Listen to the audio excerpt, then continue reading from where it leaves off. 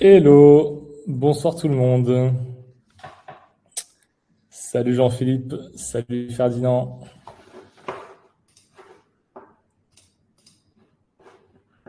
Petite question de base, est-ce que vous nous entendez bien? Ça va être la priorité de savoir si tout le monde est OK. Salut Bruno. Et à savoir qu'on a 30 secondes de décalage, nous, entre le direct et les questions. Donc, des fois, il y aura des petits laps de temps, le temps qu'on voit un petit peu ce que vous répondez. Salut Julien, bonsoir à tout le monde. N'hésitez pas à vous présenter. Le but ce soir, c'est de passer un bon moment tranquille, hein.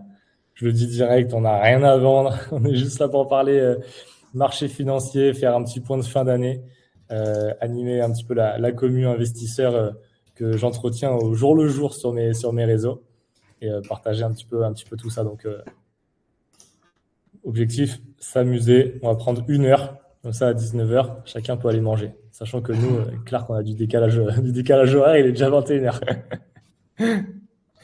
Salut Tariq, salut Jean-Philippe, salut Dragan, Rubens, Léo.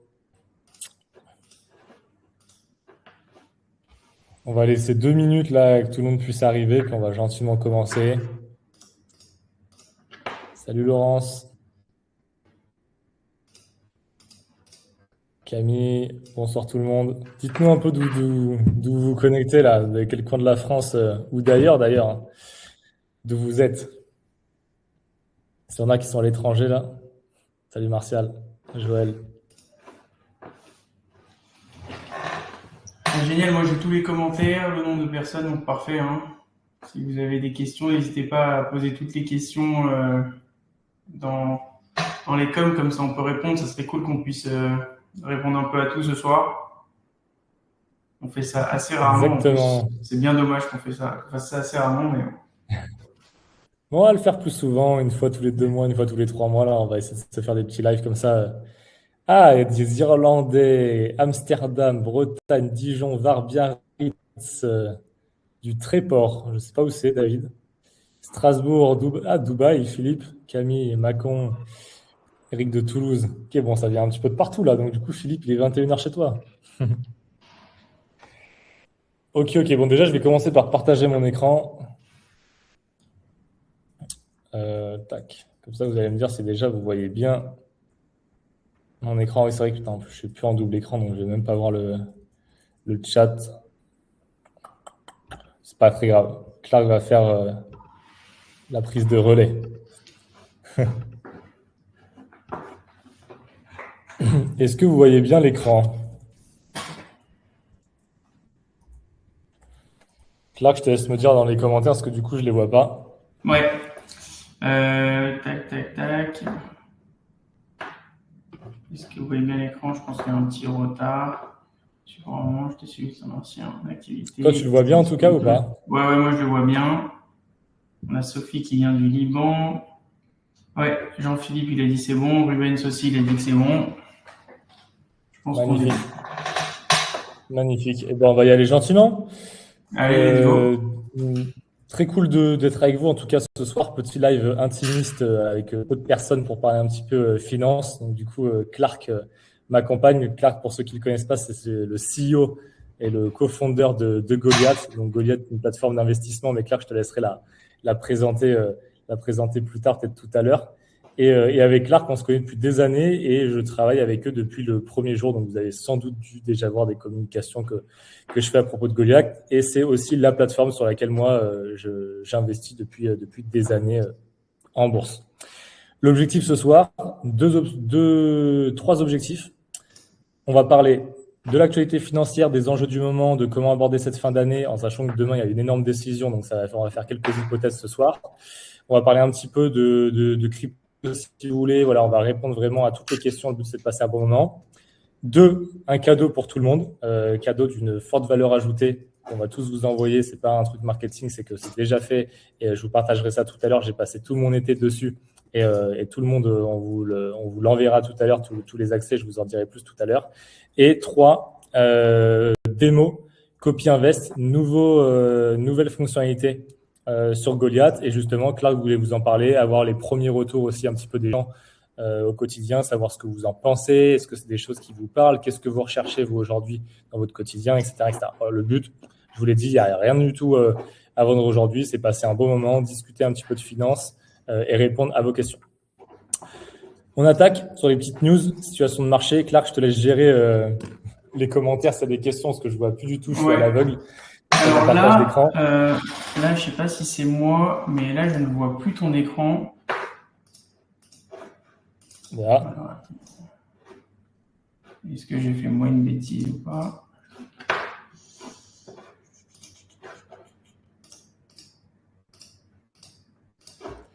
Attends, je reviens sur le chat. Ah ouais? Ah pourtant, je sais pas, moi je vois que je suis bien en partage d'écran là.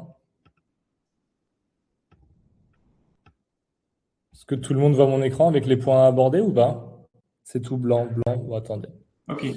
Je vais arrêter le partage et je vais le reprendre. Ouais, tout le monde dit que c'était tout blanc, plus de presse. Ok, bon, est-ce que c'est revenu ou pas? Ouais, là on voit ton écran, on est bon. Allez, parfait, je repars. Ok, donc petit point décisif. Donc là, je vais parler avec mon vernis. S'il y a des choses que vous comprenez pas, s'il y a des gens sans doute qui sont aussi, vous avez le droit d'être plus avancé que moi, hein. Je suis loin d'être un expert de la finance. C'est vrai que j'adore ça. J'ai fait des études là-dedans. Tous les jours, je consulte l'actualité financière. Tous les jours, je la partage. Pour autant, je suis pas trader. Je travaille pas en banque d'investissement. Je suis pas non plus toute la journée branché sur les cours des marchés. Donc, si vous avez des questions, posez-les. Et si vous avez plus de compétences, c'est cool. Vous allez pouvoir aussi en faire part un petit peu à tout le monde. Le but, c'est vraiment de pouvoir échanger ce soir un petit peu sur tout ça, surtout pour savoir à quoi s'en tenir. Demain, on a la Banque centrale des États-Unis, donc la Fed, qui va faire une annonce sur la baisse des taux ou non. Pour faire un petit point d'horizon pour que tout le monde comprenne, les banques centrales, donc on va dire qu'il y a la Banque centrale européenne, la Banque centrale des États-Unis, donc la Fed, vous avez la Banque centrale japonaise. En gros, on va dire au niveau des continents ou même plus près de chaque pays, vous avez des banques centrales qui régissent un petit peu l'économie de chaque pays. À quoi sert une banque centrale? Elle a deux intérêts, c'est surveiller l'économie mondiale et s'assurer que l'économie mondiale soit dans une sorte de développement et de croissance, et à contrario aussi, surveiller l'inflation. Donc, post-Covid, il y a eu énormément d'impressions monétaires des banques centrales pour pouvoir justement financer un monde entier qui était à l'arrêt, pour que les entreprises puissent survivre, puissent payer les employés sans forcément les licences, etc. Et donc, forcément, il y a eu une dévaluation de la monnaie. Et pour rattraper le fait qu'il y ait énormément de monnaie qui a été imprimée, on a une inflation qui augmente, puisque forcément, si aujourd'hui vous avez 1 000 euros et que demain, on vient doubler le nombre de billets en circulation sur la planète, vos 1 000 euros ne valent plus que 500 euros théoriquement. Et donc, pour rattraper ça, on a l'inflation, les prix augmentent parce que comme il y a eu beaucoup plus d'argent imprimé, pour garder la même valeur sur un bien qu'on vient acheter, il y a une hausse des prix naturels. Et donc, le rôle d'une banque centrale, c'est également de surveiller à ce que l'inflation ne soit pas trop basse ni trop haute. Et en fait, une banque centrale va essayer de toujours chercher une inflation continue. C'est plutôt bon, hein, attention, faut pas, quand il y a de la désinflation, c'est pas forcément bon, mais va essayer de chercher une inflation des prix en moyenne entre 2 à 3% par an. Post-Covid, on avait une inflation qui était énorme. Il y a dans des pays, c'est monté à plus de 15%, 20%. Nous, en Europe, on était plutôt à 7, 8, 9%. Vous avez sans doute vu, vous devez le voir au quotidien, je trouve que ça c'est quand même pas mal vu. Moi, j'ai encore le souvenir qu'avant le Covid, je faisais un plein de courses tout seul pour moi-même. De mon appartement, je mangeais pour 60 euros par semaine. Aujourd'hui, pourtant, ça fait que quelques années, je m'en sors jamais à moins de 90, 95 euros. Je suis pas en train de vous dire est-ce que je mange bien, pas bien et tout, on s'en fout. C'est plus pour donner une image. Je pense que ça se ressent un petit peu dans tout dans la vie, les vacances, les logements, tout a pris. Et ça, c'est l'inflation. Forcément, qu'est-ce qui se passe? L'économie vient se contracter parce qu'on a de moins en moins de pouvoir d'achat, on est pris à la gorge, on fait attention, on ne sait pas dans quel monde on va évoluer parce qu'on se dit qu'on a de moins en moins d'argent. Et le réflexe commun à tout ça, c'est que les gens, plutôt que de dépenser, sont dans une période attentiste et ils mettent de côté, ils épargnent. Ils épargnent beaucoup, etc., etc. Enfin, en tout cas, tout ce qu'ils peuvent épargner, ils le mettent parce qu'ils ne savent pas où aller. Deuxième conséquence, ça veut dire que quand on épargne et on ne sait pas où trop où aller, on prend moins de risques sur les investissements. Donc, du coup, marché immobilier qui commence à se freiner parce que les gens n'osent plus y aller. En face, on a les banques qui veulent plus prêter parce que du coup, qui veut dire taux d'intérêt de plus en plus haut, du coup, on est obligé d'emprunter de plus en plus cher. Donc, emprunter de l'argent, ça coûte de plus en plus cher. Et donc, en fait, le rôle des banques centrales, c'est de venir un petit peu réguler tout ça. Donc, elle va toujours chercher à tenir l'inflation autour de 2-3% par an. Et quand elle va voir que finalement, les taux d'intérêt sont trop hauts, donc pour réduire l'inflation, on met des taux d'intérêt hauts pour que l'économie se contracte et qu'on puisse stopper l'inflation. Mais en revanche, quand l'économie accélère trop et qu'on imprime de la monnaie, qu'on la soutient, etc., c'est là où l'inflation repart. Donc, c'est toujours un jeu de chaises musicales où à un moment donné, on va serrer à droite, on va desserrer à gauche, etc., etc. Là, depuis 2-3 ans, on serre la ceinture. Les taux d'intérêt par les banques centrales étaient montés assez haut. Ça dépend des banques centrales, mais il y en a qui sont montés à 6-7%, d'autres 4-5, 5-6, etc. Et donc, ce qui dicte un petit peu la musique dans le monde, évidemment, c'est les États-Unis. Première puissance mondiale, c'est surtout eux où toutes les autres banques centrales répliquent un petit peu la stratégie que la Fed va adopter. Et donc, je reviens sur mon premier point. Pourquoi c'est important demain l'annonce ? Parce que depuis déjà 3 annonces consécutives, la Banque centrale des États-Unis descend les taux d'intérêt. Et demain, théoriquement, les marchés s'attendent à ce que les taux d'intérêt continuent de baisser de 0,25%, ce qui nous amènerait à des taux d'intérêt compris entre 3,5 à 3,75%. Et normalement, on attend aussi une prochaine baisse en janvier. Pourquoi on est optimiste ? Parce que l'inflation est plutôt bien contenue et parce que les chiffres de l'emploi sur le marché américain ne sont pas bons. Donc ça veut dire quoi ? Ça veut dire que finalement l'inflation elle est contrôlée et en plus comme on a une économie qui se contracte parce que les entreprises sont à bout de souffle, parce que les taux d'intérêt sont tellement hauts que les gens ne peuvent plus emprunter, les boîtes ne peuvent plus emprunter, etc., qu'il faut naturellement les descendre pour relancer l'économie. Donc normalement, demain, on devrait avoir une bonne surprise, des taux d'intérêt qui baissent aux États-Unis et qui devraient en cascade baisser dans tous les pays. Qu'est-ce que ça veut dire quand on a des taux directeurs, donc des taux d'intérêt directeurs émis par les banques centrales qui descendent ? Ça veut dire que l'accès après aux investissements quand on est un particulier ou en entreprise, quand on va avoir notre banque, le Crédit Agricole, la Banque Populaire, ce qu'on veut, enfin toutes les banques qui existent sur le marché français, eux, quand ils empruntent de l'argent, ils vont aller l'emprunter au taux qui est émis par les banques centrales. Ou en tout cas, c'est régulé comme ça. C'est-à-dire que quand une banque centrale va mettre des taux à 5%, les banques ne peuvent pas nous prêter à 1%. Ce n'est pas possible. Elles viennent s'aligner sur ce qui est émis par les banques centrales. Donc, ça veut dire que demain, si on baisse de 0,25% les taux, alors, à retardement, le temps que les banques s'adaptent, etc., d'ici un mois, début d'année 2026, on aura justement des taux qui seront encore plus favorables. Et si ça rebaisse en janvier, on aura des taux qui seront à nouveau plus favorables en février-mars. Et si on commence à revenir sur des taux entre 3 à 3,5% d'intérêt pour de l'emprunt, ce qui reste quand même cher comparé à ce qu'on a pu connaître avant le Covid où on était à 1,5% où quasiment l'argent était gratuit à emprunter, ça permet quand même de revenir sur une dynamique où il y a beaucoup plus de gens qui vont pouvoir réemprunter, qui vont pouvoir financer des achats immobiliers, financer d'autres projets de vie, des entreprises qui vont pouvoir emprunter pour financer des gros projets, pour recruter, etc., etc. Et vous voyez, du coup, il y a une espèce de boule de neige qui se met en place parce que si tout le monde commence à pouvoir réemprunter, financer des projets, obtenir de l'argent, distribuer des salaires, des primes et tout ça repart, les gens qui ont des salaires, qui ont des primes, qui peuvent emprunter, ils viennent leur dépenser dans le petit commerçant du coin qui va pouvoir à nouveau le redépenser. Et en fait, on a une économie qui se relance. La traduction sur les marchés, c'est quoi aussi ? C'est que quand l'argent coûte très cher, c'est-à-dire quand on a des taux d'intérêt qui sont hauts, et qu'en gros, quand on vient emprunter, par exemple, je vais vous dire une bêtise, sur 20 ans à 5%, ça veut dire que si on achète une maison à 200 000 euros, sur 20 ans à 5%, 20 ans plus tard, quand on l'a financé, la maison ne nous a pas coûté 200 000 euros, mais elle nous a coûté 400 000 euros. Ça veut dire que le prix de la maison a doublé à cause des taux d'intérêt qui étaient hauts. Parce que 5% sur 20 ans, ça fait doubler le prix du bien initial. Donc forcément, quand en fait c'est cher, les investisseurs mondiaux, les banques, les fonds d'investissement, ceux qui ont de l'argent, ils ne viennent pas se tourner vers les marchés à risque, à savoir les cryptos, la bourse. Ils viennent sur ce qu'on va appeler des valeurs refuges, à savoir l'or, à savoir des fonds immobiliers, des pensions de retraite, des fonds euros, des obligations d'État. Tout à l'heure, si vous avez des questions, on pourra y revenir.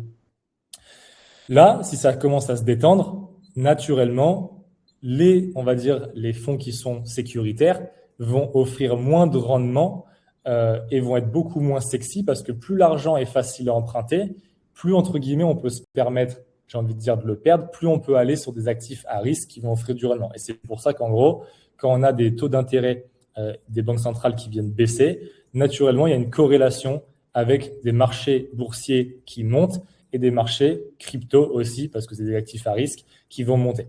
Donc, pourquoi c'est important pour demain?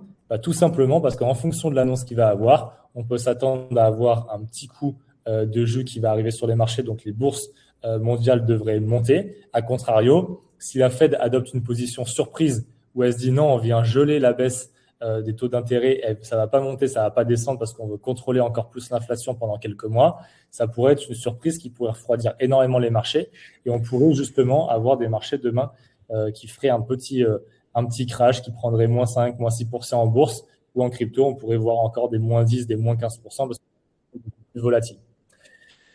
Donc ça permet de se positionner quand on est investisseur et d'attendre cette décision de la Fed de manière très surveillée, d'être très attentif parce que si la Fed déclare que les taux d'intérêt vont baisser, ça va nous permettre de se dire que dans les prochains mois, les marchés boursiers vont monter. Donc, on peut commencer à prendre des positions dans une optique d'aller faire des gains sur les prochaines semaines, prochains mois.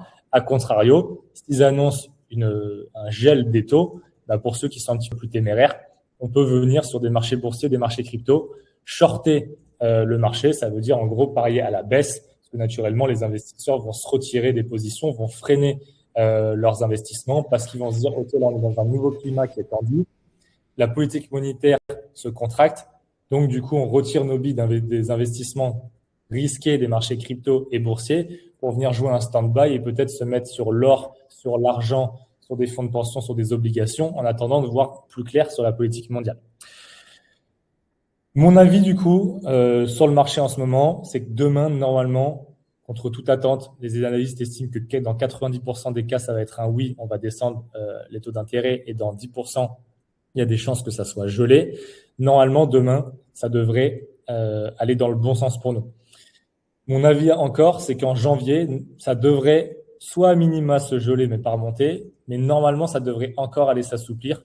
Pourquoi? Parce que la Fed va essayer d'adopter la vision que veut Donald Trump pour l'économie américaine, à savoir vraiment pouvoir la relancer et pouvoir supporter la croissance de ces entreprises. Donc là, je suis plutôt, on va dire, optimiste pour les prochaines semaines. Tout ça, ça peut être balayé d'un revers de main d'un revers de main dès demain si la Fed annonce l'inverse de ce que je suis en train de vous dire. Mais en tout cas, moi, évidemment, mes positions, elles seront en fonction de ce qui va se passer demain. Là, je suis prêt à rentrer demain, pour moi, dans l'après-midi sur le marché en fonction de ce qui va être annoncé pour pouvoir aller faire des gains sur 1 mois, 2 mois et prendre du profit. Ou alors, à contrario, venir shorter le marché si demain, on a des annonces qui ne vont pas dans le sens attendu, on va dire, des marchés. Ça, c'est intéressant. Même c'est un point que je voulais aussi aborder ce soir parce que je trouve que ça donne un vernis plus économique que d'investissement à l'instant T. Parce que c'est toujours intéressant de savoir un petit peu le rôle de ces banques centrales dont on entend souvent parler, mais on ne sait pas forcément à quoi ça correspond. Et donc, quand on analyse un petit peu de plus près, ça ne prend pas beaucoup de temps. Demain, on se connecte sur les actus financières du jour. Vous pouvez aller sur Zone Bourse, Boursorama, etc., etc. Et dès que vous verrez en gros les annonces de la Fed, ça permet de se dire un petit peu, OK, dans les prochaines semaines, prochains mois, sur quel pied on va pouvoir danser? Est-ce qu'on repart sur une détente monétaire? Donc, en gros, on va pouvoir investir, on va pouvoir retrouver l'accès au crédit, l'accès immobilier, etc. Ou à contrario, est-ce que finalement, on va un petit peu encore contracter l'économie et devoir serrer la ceinture un petit peu plus? Je vous fais une aparté qui n'a rien à voir avec le sujet bourse de ce soir. Mais par exemple, moi, là, je suis déjà revenu vers ma banquière pour prendre un rendez-vous avec elle dès janvier parce que je reviens en France pour les fêtes. Et donc, j'ai pris rendez-vous avec elle justement parce que j'anticipe les points que je vous ai parlé, donc à savoir les taux qui baissent, parce que je veux faire un refinancement de crédit, parce que j'ai acheté un appartement il y a 2 ans à Montpellier, à un crédit à 4,2% sur 20 ans, et donc du coup, je veux le renégocier, parce que déjà aujourd'hui, on est à 3,7, et comme on va descendre, normalement en janvier, peut-être que je pourrais aller chercher 3,2 ou 3,3. Et 1% d'écart sur 20 ans, ça fait des économies qui sont monstrueuses sur des sommes qui sont importantes quand on emprunte. Donc, même pour ça, je vous invite juste à des fois vous connecter un petit peu à ce qui se passe à ces infos-là, parce que c'est toujours intéressant de venir renégocier des emprunts qu'on a en cours si on a acheté au mauvais moment. Ça donne beaucoup d'indications sur en fait comment on peut se positionner d'un point de vue investisseur. Voilà un petit peu pour pour cette tirade dont je ne vois absolument pas vos questions s'il y en a, mais j'y reviendrai tout à l'heure. Écoute, il n'y a pas de questions en vue. Il y a pas mal de gens de la communauté Goliath qui sont là. Carmelo, Mario Junior et certainement d'autres. Mais très bien, c'est très bien. Je peux pas voir. Mais en tout cas, c'est hyper intéressant parce que c'est des sujets qu'on entend, comme tu as dit, sans arrêt aux infos, et parfois certaines personnes vont pas comprendre. Et c'est quand même assez important en tout cas de savoir qu'est-ce que c'est la Fed et le lien avec les taux. Mais pour les personnes qui pensent que c'est compliqué et qui a vraiment besoin de connaître tout ça avant d'investir, je vais vous enlever cette peur. C'est pas une priorité. C'est-à-dire que l'objectif toujours, et c'est vraiment la stratégie de Hugues. Alors il a dit qu'il n'était pas du tout trader, il est très modeste, mais c'est quand même l'un des meilleurs portefeuilles de la plateforme. Ce qu'il faut savoir, c'est que à partir du moment où vous investissez sur du long terme et vous prenez des actions à grosse capitalisation sur lesquelles vous avez certaines quand même informations, que vous comprenez un peu le marché de ces actions, qu'est-ce qu'ils font au quotidien, qu'est-ce qu'ils vendent. C'est des sujets importants, la Fed, les taux, mais à partir du moment où vous investissez sur du long terme et de manière récurrente, vous avez pas une très grande obligation, en tout cas, de suivre au quotidien tout ce qui se passe sur les marchés. Bien sûr, je te rejoins. D'ailleurs, je profite de la perche que tu tends pour la saisir. C'est vrai que ce soir, le thème du jour, c'était vraiment, je voulais qu'on fasse un petit point, parler, répondre à vos questions tout à l'heure sur un petit peu ce qui peut se passer en ce moment, quelle stratégie on peut adopter. Mais sur une vision long terme de la bourse et de l'investissement, je suis le premier à défendre une vision d'investissement, peu importe finalement où on est, peu importe les points d'entrée, on rentre, on fait du DCA, de l'investissement mensuel programmé sur des paniers d'actions qui nous plaisent, des paniers d'actions qu'on a étudiés, et on fait tourner ça sur 10 ans, 15 ans, 20 ans, on va vraiment chercher du long terme, parce que sur le long terme, la bourse, depuis la nuit des temps, donc même si on ne peut pas présager des résultats passés pour envisager le futur, on est obligé de faire des hypothèses, et depuis la nuit des temps, la bourse ne fait que croître. Et c'est d'ailleurs ce que veut l'économie mondiale, parce que depuis la nuit des temps, les êtres humains, ils se sont développés et ça ne fera que de se développer. Donc soit en fait, on adhère finalement à une thèse de développement mondial continu, parce que sans progrès, c'est la mort. Et donc du coup, l'économie forcément suit cette tendance. Soit on est plus frileux, et ça, on rentre dans d'autres débats qu'on pourra tout à l'heure échanger. Mais évidemment, sur le long terme, Fed, pas Fed, taux d'intérêt, etc., ça n'a pas forcément beaucoup d'importance quand vous venez sur le long terme. Là, ce soir, ce dont on parle, c'est si demain, vous avez envie de prendre des positions, les revendre d'ici 30 jours, 45 jours, 60 jours, on peut venir faire des plus-values qui sont intéressantes, qui sont rapides sur certains secteurs d'activité, qui vont être plus à risque parce que justement, des flux de capitaux vont arriver dans ces secteurs-là. Et donc, ça permet des fois de pouvoir investir sur une vision long terme, mais toujours d'avoir une petite allocation de son portefeuille, 5, 10, 15%, sur on va dire, des coûts un petit peu plus court terme, moyen terme, et pouvoir après réallouer ses gains sur une vision toujours long terme. Donc, il y a plusieurs stratégies à aborder.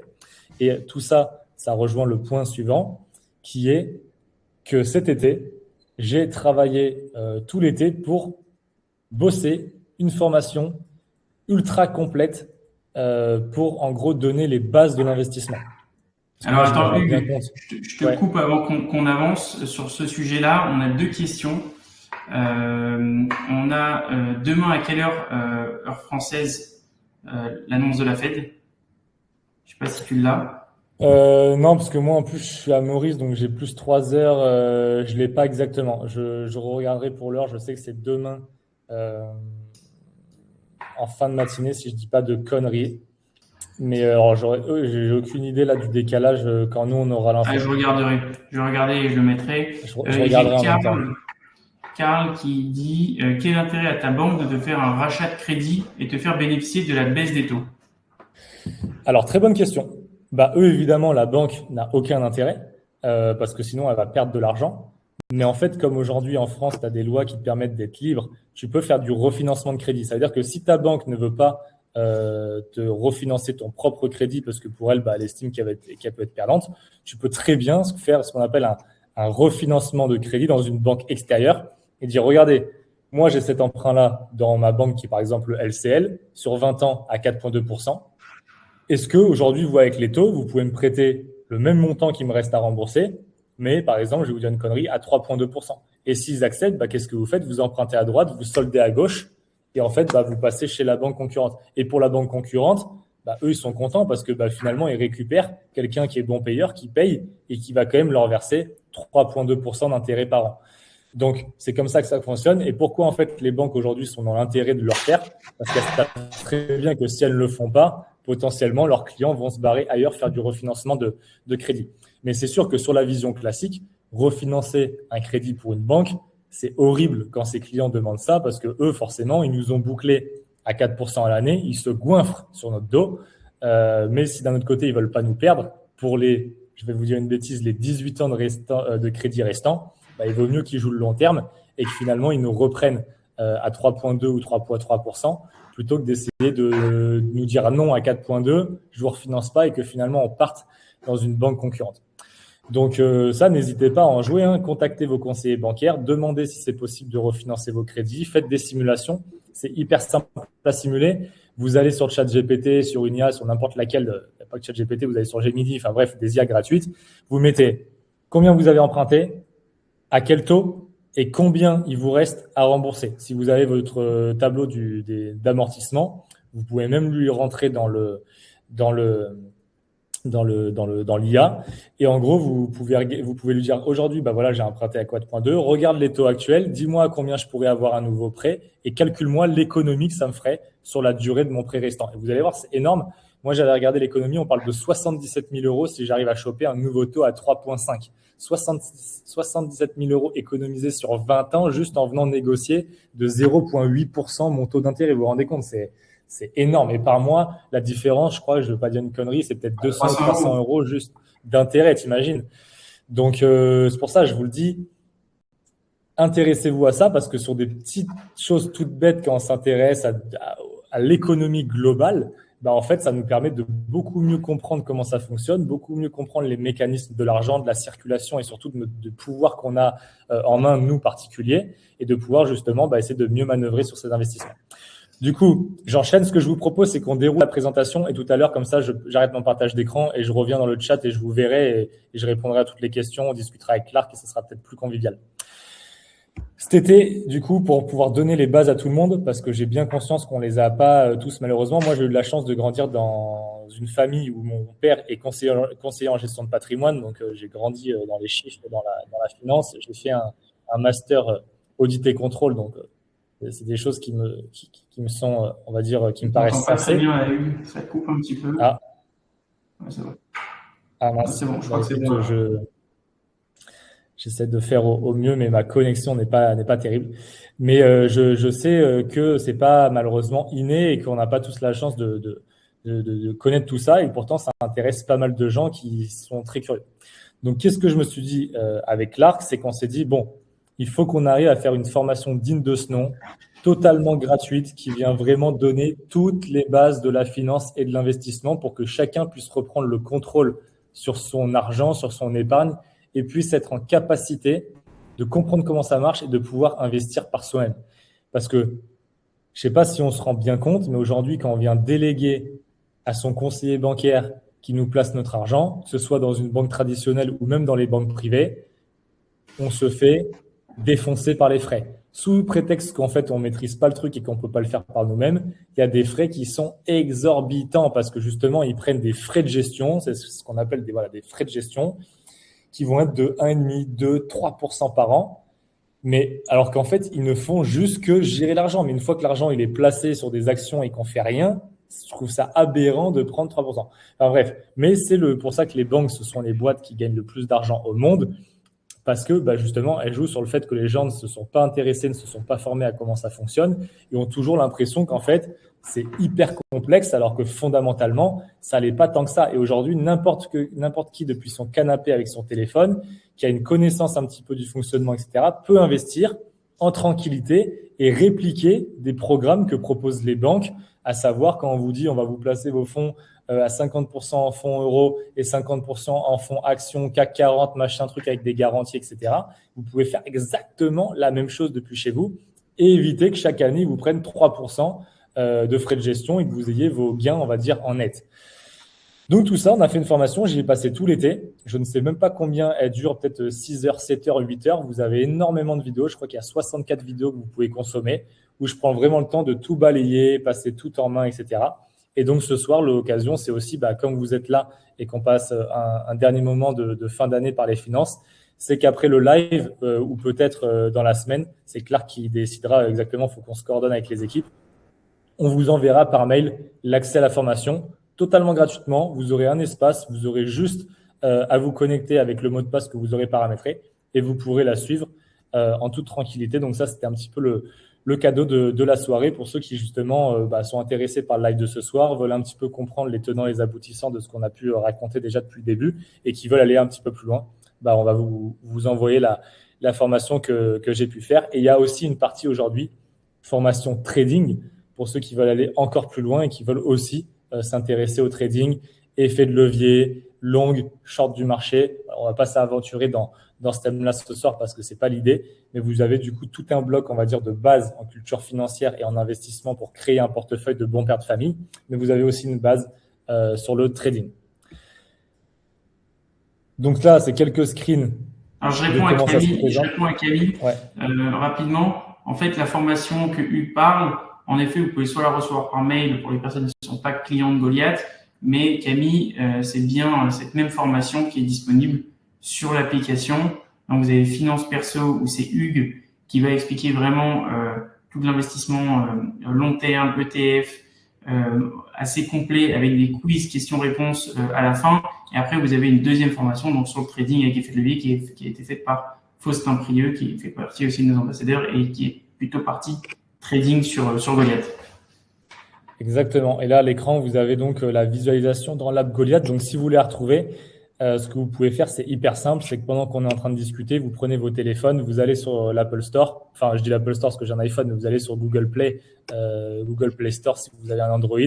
Vous tapez Goliath, vous téléchargez l'app, elle est 100% gratuite. Vous avez juste à vous inscrire. Et après, directement, dans votre menu en haut à gauche, vous cliquez dessus et vous aurez accès à la formation. Donc, vous pouvez la suivre depuis le téléphone. Moi, ce que je vous conseille, c'est en fait de le faire sur les deux. Téléphone, c'est bien parce que des fois, on est dans son lit, on veut continuer à se former tranquillement le soir. Mais aussi, ce que j'aime bien, c'est poser devant le PC. On est sur des sujets sérieux. Avec un bloc-notes, on prend des notes, on essaie de vraiment bien assimiler. Comme a dit Clark, il y a des petits quiz à la fin de chaque module pour être sûr qu'on a bien compris. Et dans tous les cas, je veux dire, vous n'êtes pas noté. On s'en fout, c'est plus pour vous. Vous faites comme vous voulez. Mais en tout cas, voilà, vous allez pouvoir y accéder et on vous enverra tout ça par mail. Donc, plusieurs points. Comme on a dit, je passe rapidement dessus, mais vous avez donc comprendre les bases. Qu'est-ce que c'est une action finalement? Qu'est-ce que c'est une crypto? Qu'est-ce que c'est un ETF? Qu'est-ce que c'est une obligation? Il y a plein de gens qui ne savent pas ce que c'est une obligation, qui ne comprennent pas la corrélation des taux d'intérêt, justement des banques centrales avec des obligations, qui ne comprennent pas aussi les enjeux finalement des endettements d'un État, qui ne comprennent pas. Aujourd'hui, il y a énormément de personnes, vous sortez dans la rue, vous les questionnez sur le taux d'endettement de l'État français, il n'y a personne qui comprend les tenants et les aboutissants, ou très peu, du fait qu'on est en train d'aller droit dans le mur, parce que personne en fait ne comprend que l'État a émis des obligations j'ai envie de vous dire, entre 2015 et 2017, donc à échéance 10 ans, donc qui vont se terminer d'ici 2 ans, avec des taux d'intérêt qui sont juste monumentaux et qu'il va bien falloir rembourser avec de l'argent qu'on n'a pas aujourd'hui. Donc, ils vont devoir aller se refinancer auprès de d'autres banques, d'autres pays sur des taux d'intérêt qui sont encore plus hauts aujourd'hui, avec une note de la France qui a été abaissée, donc où on a une prime à un risque supérieur que prennent les investisseurs à nous financer, et qu'en fait, on est dans un espèce de boule de neige très négatif, où plus ça va, plus en fait la France est même dans l'incapacité aujourd'hui bientôt de rembourser juste les intérêts de la dette. Et aujourd'hui, comme tous les pays se tiennent entre eux et que tout le monde finance la dette de tout le monde, à partir du moment où vous êtes en capacité de rembourser juste les intérêts de la dette, les pays continuent à accepter de vous financer parce que tout le monde se tient un petit peu. Où ça devient problématique, c'est quand on n'est plus capable de financer les intérêts de la dette. C'est-à-dire qu'on ne parle même pas de rembourser le capital emprunté, on parle juste de rembourser les intérêts de ce capital-là. Et aujourd'hui, ce qui nous pend au nez, c'est que dans les 5 prochaines années, la France pourrait être en cessation de paiement et on pourrait être pas capable de rembourser les intérêts juste de la dette à ceux qui nous ont prêté.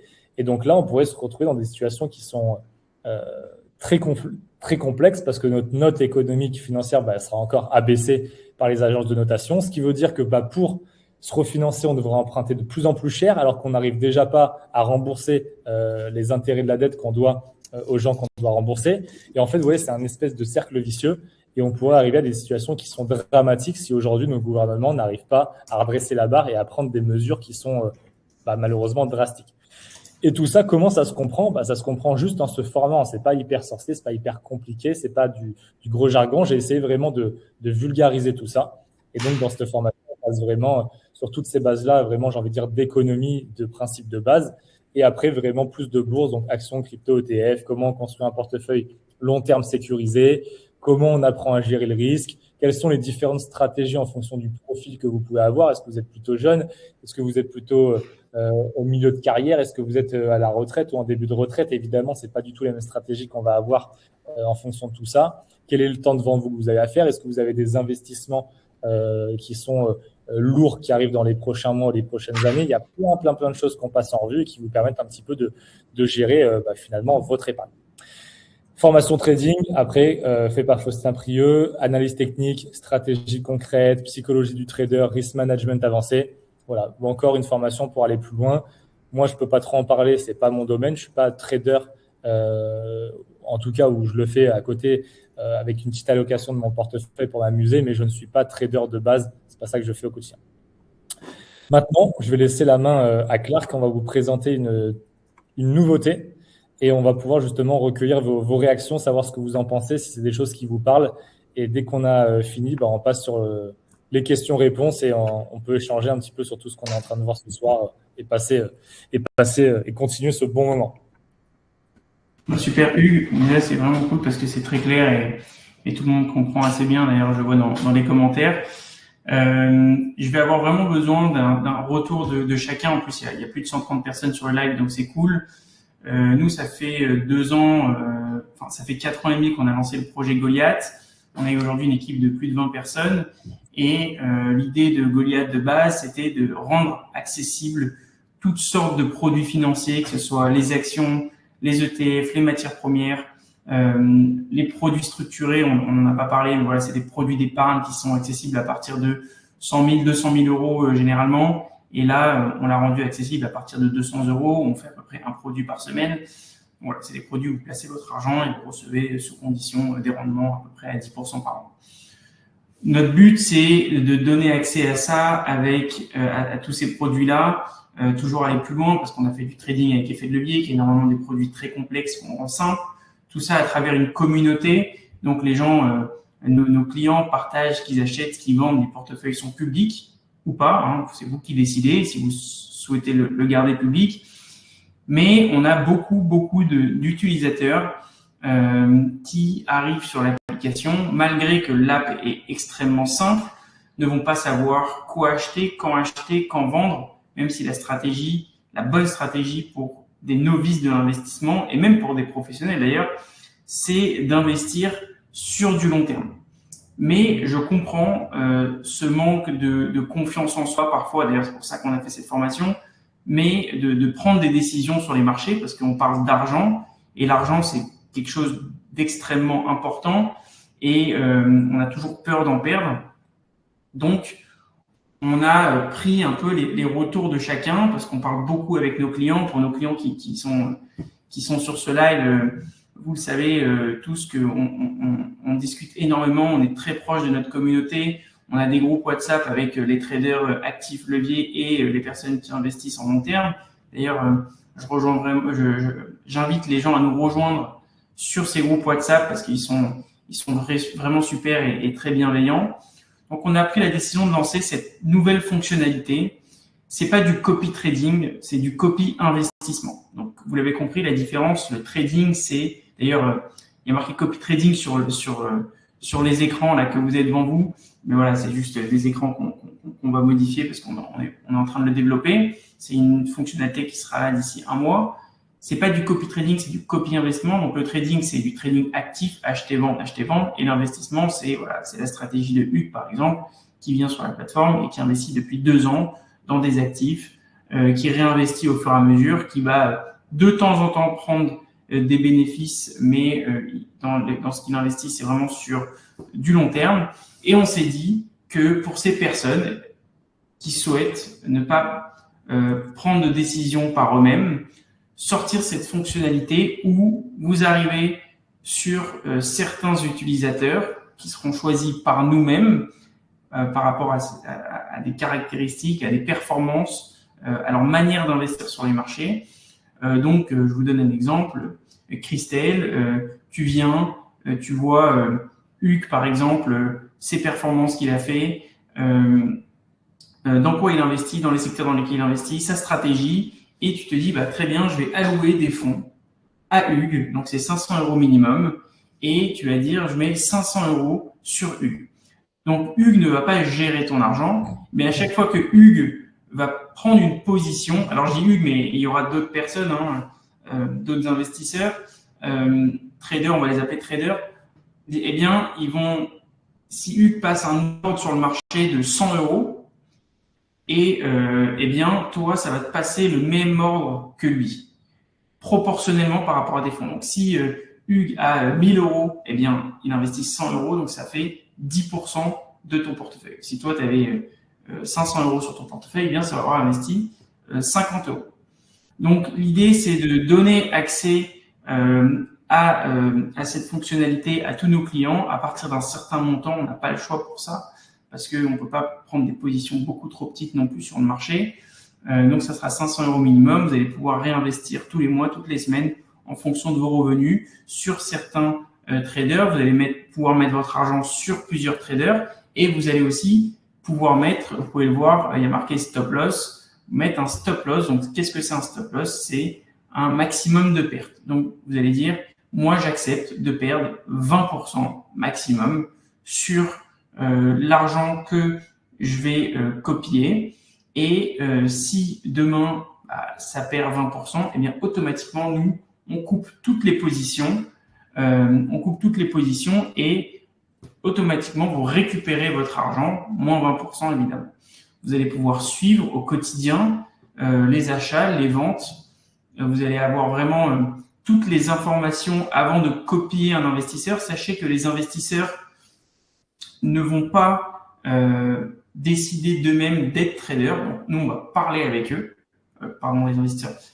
Pour vous donner, on va dire traders. Les traders, c'est les personnes que vous allez pouvoir copier. Les traders ne sont pas n'importe qui. Ils sont d'abord recrutés par nous. Donc, c'est des personnes qui sont sur l'application depuis longtemps. On discute avec eux. Il y a tout un service compliance, donc réglementaire de notre entreprise, parce qu'on est une société régulée, qui va valider le trader. Et une fois qu'il est validé, il va pouvoir être affiché sur notre plateforme. Pour l'instant, il n'y aura pas plus de 4 traders au lancement de cette fonctionnalité. Ça va évidemment évoluer dans le temps. L'idée, c'est d'avoir des traders avec des stratégies différentes sur des secteurs différents et pour pouvoir soit copier plusieurs traders, soit copier un seul, mais qui va aller dans votre direction, dans vos souhaits d'investissement. Par exemple, il y a des personnes qui veulent investir que dans tout ce qui est énergie renouvelable, tout ce qui est vert. Eh bien, vous allez avoir des traders qui vont investir dans ces secteurs-là. Vous allez avoir des traders qui vont être plutôt autour de la crypto-monnaie. Alors, on ne fait pas de crypto pour l'instant, mais ça va arriver. Voilà, ça va être avec des stratégies différentes. En tout cas, c'est l'idée. Et sachez que c'est extrêmement réglementé. On ne prend pas ça à la légère. Et c'est pas n'importe qui va pouvoir être trader, en tout cas sur notre plateforme. Voilà, merci Hugues. Donc, copiez les meilleurs investisseurs de la plateforme. Donc, suivez les investisseurs spécialisés. Accédez aux performances passées et au niveau de risque. Donc, nous, on va vous donner vraiment beaucoup d'informations sur le passé de ce trader-là. Vous allez pouvoir voir le graphe son graphe à lui comparé au CAC 40, au S&P 500. Et à ce moment-là, vous allez pouvoir prendre votre décision de copier ou pas ce trader. Donc, c'est 100% automatisé. Les trades vont passer lorsque vous dormez, lorsque vous allez au café. Vous avez absolument rien à faire. Vous avez juste la première fois à mettre l'argent. Vous pouvez mettre soit de l'argent chaque mois, soit une seule fois. Vous allez pouvoir mettre en pause. Donc, c'est-à-dire qu'à partir du moment où vous mettez en pause, chaque fois que Hugues, je prends Hugues comme référence, mais va passer un trade, eh bien, ça ne va plus le passer. Vous pouvez aussi arrêter complètement quand vous souhaitez la copie de ce trader. Et à partir du moment où vous arrêtez, vous demandez d'arrêter, eh bien, on va absolument tout vendre. On va vendre la totalité des copies que vous avez fait sur ce trader. Donc, c'est 100% automatisé. La diversification, donc, vous pouvez copier plusieurs portefeuilles pour réduire le risque. Vous bénéficiez de stratégies différentes long terme, donc c'est toujours intéressant évidemment de diversifier. On l'explique à chaque fois pour prendre le minimum de risques et toujours transparence totale. Donc vous allez avoir l'historique des performances, les frais et le drawdown de l'utilisateur. Donc le drawdown, qu'est-ce que c'est? C'est par mois, par exemple, Hugues, il a touché un moins 10% maximum par rapport à ses investissements. L'idée aussi, c'est avant que vous investissez, même si vous allez avoir tous les graphes, toutes les informations, que les traders va mettre une petite bio comme vous avez sur LinkedIn par exemple, et il va expliquer c'est quoi sa stratégie, dans quoi il investit, pourquoi il investit dans ça, pour avoir vraiment un maximum d'informations. Et après, à vous de prendre votre décision si vous souhaitez acheter, suivre ou pas. On a plein de questions. Alors là, on a plein de questions sur le sujet. Ça tombe bien parce que moi, du côté PowerPoint, je coupe parce qu'on est arrivé à la fin et je reviens avec toi sur le live. Et comme ça sera plus confort. Moi, je voudrais rajouter un truc, Clark, sur ce que tu as dit, parce que c'est le premier truc que je t'ai dit quand tu m'as proposé l'idée. Moi, il faut savoir que déjà, de base, comme je vous l'ai dit, je ne suis pas un professionnel, je fais ça vraiment pour moi. Je dis à Clark, mais attends, moi, je ne peux pas gérer l'argent des gens, t'es fou et tout, c'est trop de responsabilités, etc. Donc, le premier truc qu'il faut savoir, c'est que le trader, déjà, n'a absolument pas votre argent. C'est-à-dire que vous ne placez pas votre argent entre les mains du trader et lui est totalement désintéressé de votre argent et il en fait un petit peu ce qu'il veut ou n'importe quoi. Loin de là, c'est moi, je le fais déjà pour moi, je gère mon argent et automatiquement, la technologie fait en sorte que vous, si vous copiez, eh ben, ça va copier ce que je fais pour moi. Mais ça, je trouve que c'est une notion qui est importante. C'est-à-dire qu'en fait, quand vous copiez la personne, elle n'est pas désintéressée des performances parce qu'elle est censée être bonne, comme par exemple un banquier dans une banque. Parce qu'un banquier dans une banque d'investissement, vous allez lui filer votre argent, il est censé le faire fructifier, mais s'il le perd, lui, il a son salaire et dans le fond, il s'en tape. Là, moi, aujourd'hui, je ne touche pas à votre argent et les autres traders non plus. D'ailleurs, je n'aurais jamais voulu le faire. C'est beaucoup trop de responsabilités, puis je n'ai pas le droit, etc. Donc, ça n'a rien à voir. Je gère mon argent comme je le fais depuis des années. Et pour ceux que ça intéresse, ils peuvent se dire je copie ce que fait un tel ou un tel. Et donc, ça veut dire qu'en gros, le sous-jacent de tout ça, c'est de se dire bon, le mec, s'il perd, donc si j'ai perdu, il a aussi perdu. Parce que c'est exact, c'est les trades que je vais passer pour mon propre compte. Donc, en sachant ça, j'ai dit à Clark, écoute, la pression, elle est réelle quand même, parce qu'il y a quand même des gens qui vont dire, tiens, on va copier ce que Hugues fait ou ce que fait Faustin ou d'autres. Mais en tout cas, c'était aussi l'occasion ce soir de présenter cette feature, cette nouveauté sur l'application pour savoir déjà un petit peu ce que vous en pensez, si c'est quelque chose qui vous parle, si c'est quelque chose qui fait peur, si c'est quelque chose que vous trouvez cool, parce que finalement, ça permet de passer à l'action c'est pas sans trop savoir ce que vous faites, parce que c'est pas le meilleur truc à dire, loin de là. C'est pour ça que d'ailleurs, on a fait une formation pour que chacun puisse, en toute connaissance de cause, agir sur les marchés. Et le meilleur truc à faire, c'est de le faire par soi-même, son propre portefeuille. Mais pour ceux qui seraient un petit peu tétanisés, mais qui voudraient quand même le faire, il y a cette fonctionnalité qui sera disponible et qui est plutôt sympathique. Et donc, du coup, il faut bien garder en tête que le trader n'a pas vos fonds. Et en fait, il trade sur ses propres fonds. C'est juste que la technologie permet de répliquer ce que lui va faire. Si vous préférez vous référer à quelqu'un qui qui est censé, j'ai envie de dire, avoir plus de connaissances que vous. Mais encore une fois, avoir plus de connaissances ne veut pas dire forcément faire plus de gains. Vous pouvez arriver aujourd'hui sur les marchés dans un très bon moment et acheter les bonnes actions et faire beaucoup plus de gains que des gars qui sont en banque d'investissement. C'est le métier. Parce qu'il y a une part à un moment donné. On en voit plein. Hein. On en voit plein. Bien sûr. Sur notre app, on voit des personnes qui font des plus 50, plus 60% sur l'année. Alors, ça ne veut pas dire qu'ils font ça tous les ans, mais des personnes qui se renseignent, des personnes qui s'intéressent, qui regardent le marché et qui sont vraiment passionnés par ça et parfois qui trouvent des petites pépites, des actions qu'un banquier ne va pas investir, mais eux, ils sont un peu plus curieux que d'autres. Il y a du risque, évidemment, mais on en voit plein. Il y a des personnes qui font des 100, 200% sur une action, ce qui est incroyable, ce qui est parfois de la chance, mais on en voit beaucoup. Et bravo à eux, d'ailleurs, et c'est pour ça que la communauté Goliath, c'est, je pense, la chose la plus forte qu'on a créée aujourd'hui. Enfin, quand je dis on, c'est évidemment la communauté qui s'est créée parce que ils sont ultra engagés et ça parle beaucoup sur les groupes, ça parle beaucoup sur l'application et ça prouve l'entraide au quotidien qu'il y a au sein de Goliath. Que ça vient de toi, Hugues, ou de toute la communauté, c'est assez incroyable. Donc, merci à tous déjà d'être présents sur la communauté Goliath. Écoute, merci à toi. Hein. C'est vrai que pour ce que vous faites, moi en tout cas, j'adhère. C'est pour ça aussi qu'on travaille ensemble depuis des années. J'aime beaucoup le message, beaucoup ce que vous faites, l'application. Je te le dis souvent, mais je pense que c'est la plus intuitive et la plus simple de ce qu'on peut retrouver. Donc voilà. Bon après, pas pour faire une publicité commerciale, c'est pour passer le live, mais les gens savent ce que j'en pense. De toute façon, je fais qu'en parler sur mes réseaux et j'investis moi-même.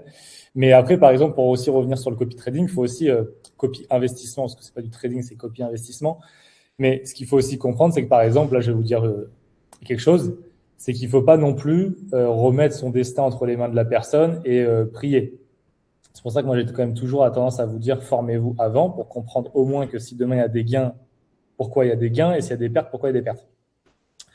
Moi, sur mon portefeuille, il y a encore 2 mois ou 3 mois, j'étais à plus de 100% en 2 ans. Ça veut dire x3 sur les 24 derniers mois, ce qui est juste énorme.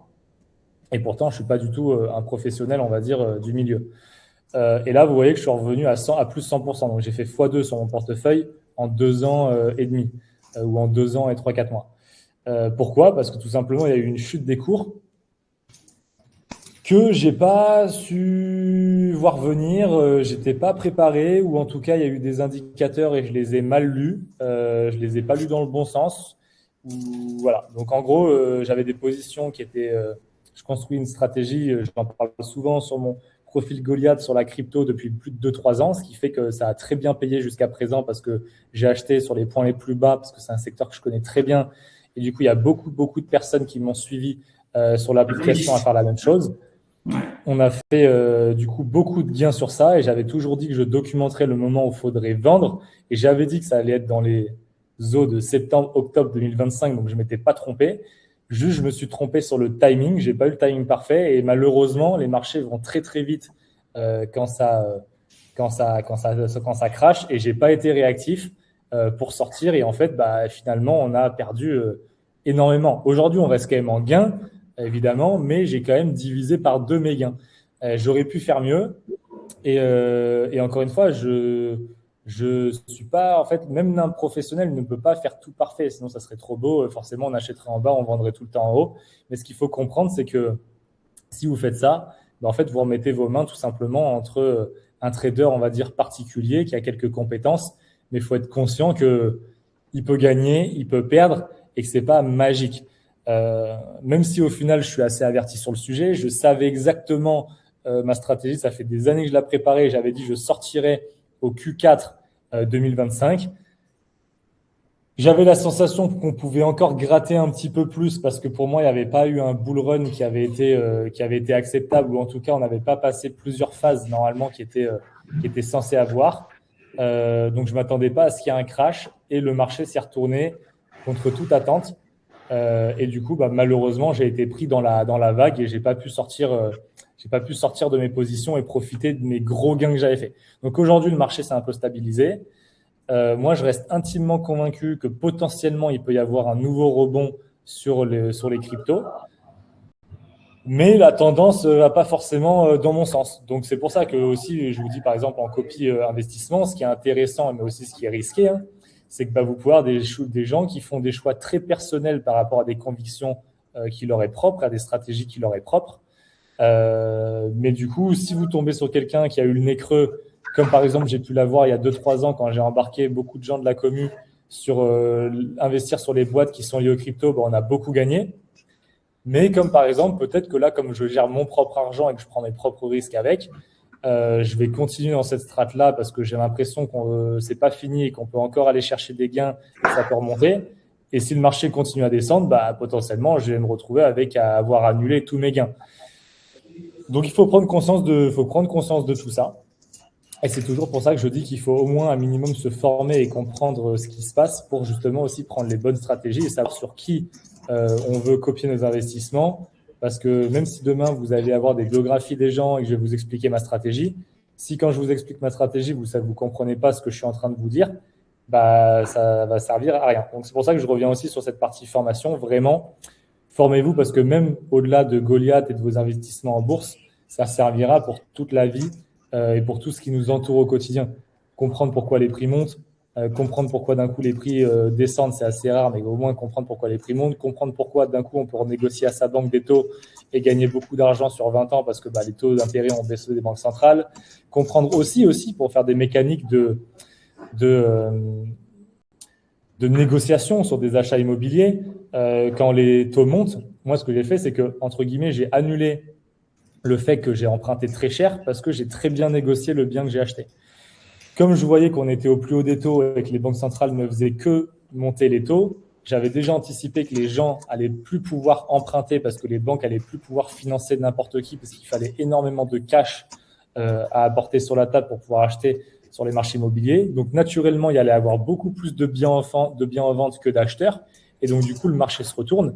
C'est plus les propriétaires qui vendent qui sont en position de force de donner leur prix parce qu'ils ont plus d'acquéreurs que de ventes. Ça s'inverse. Il y a beaucoup moins d'acheteurs que de vendeurs. Du coup, c'est les acheteurs qui ont le pouvoir.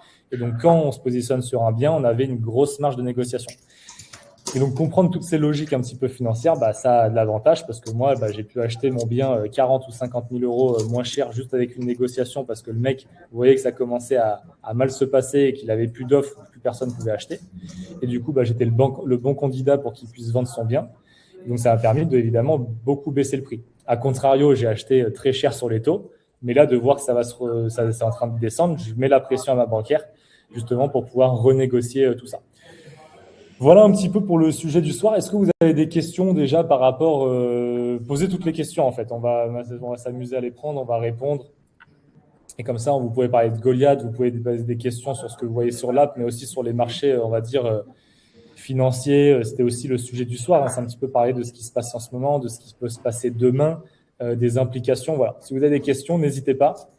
On en parle. Alors, je réponds juste à Camille. J'ai répondu à pas mal de questions là, directement sur le chat. Je réponds à Camille parce qu'il y a eu une question qui a été c'est quoi la différence avec les playlists, avec ce qu'on fait avec Paradox par rapport aux copies investissement.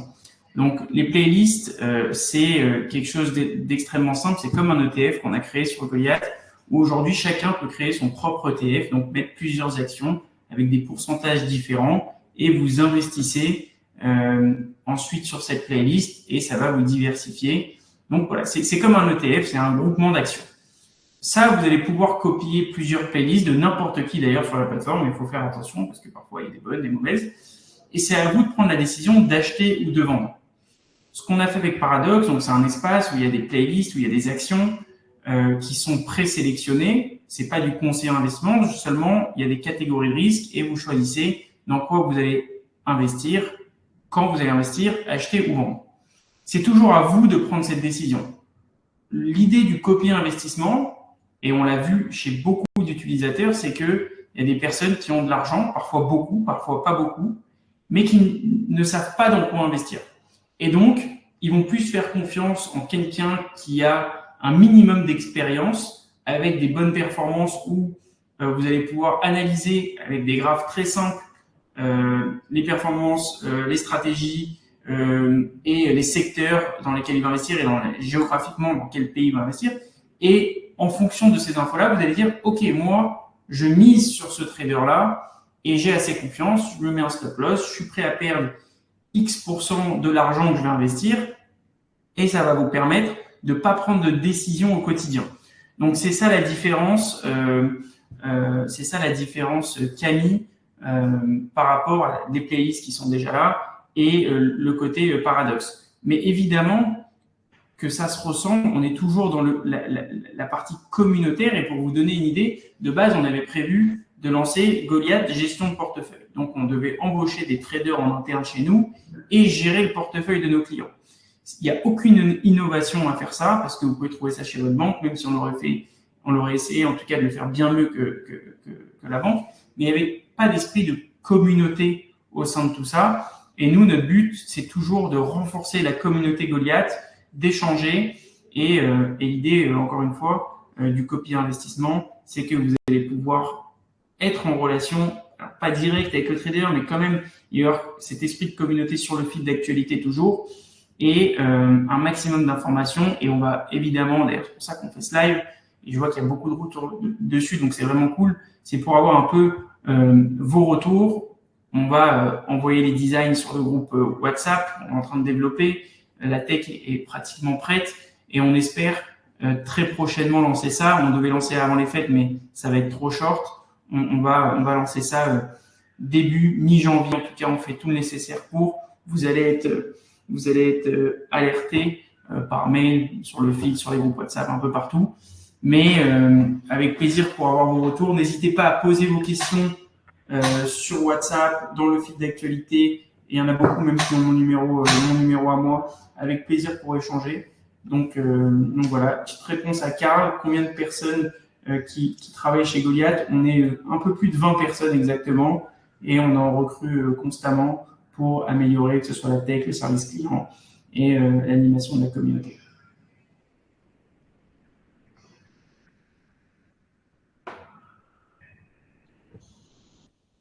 Tac. Ouverture de ce service, donc on a répondu. Même question que Samuel, quel frais sur le copy invest? Alors il va y avoir des frais d'achat-vente, certainement des mini frais d'entrée sur lesquels on est en train d'y réfléchir, mais ça va être vraiment marginal. Les frais d'achat-vente seront un peu plus faibles que sur l'investissement aujourd'hui quand vous le faites seul. Geoffroy, c'est vraiment très clair comme dame. Merci Hugues et merci Goliath. Je me suis mis depuis peu. Merci à toi. Pour les frais, on y a répondu. Voilà. Je pense qu'on a répondu un peu à tout. N'hésitez pas encore une fois. On va mettre ce live en replay. Hugues, on l'aura ou pas? Il faut que je vérifie après si l'option a été activée, parce que comme je te dis, j'avais fait une boulette dans la programmation, je l'avais mis à hier soir, je l'ai changé tout à l'heure en vitesse et j'ai pas regardé les settings. Normalement, je crois que oui, mais je veux pas m'avancer. Normalement, ça devrait l'être enregistré, j'espère. Mais j'ai peut-être fait des conneries, donc je regarderai, je te dirai ça tout à l'heure. Je vous ai mis dans la description le lien pour que vous puissiez récupérer la formation parce que je vois qu'on est plus de 100, on est plus de 110, on était 130 tout à l'heure, 140.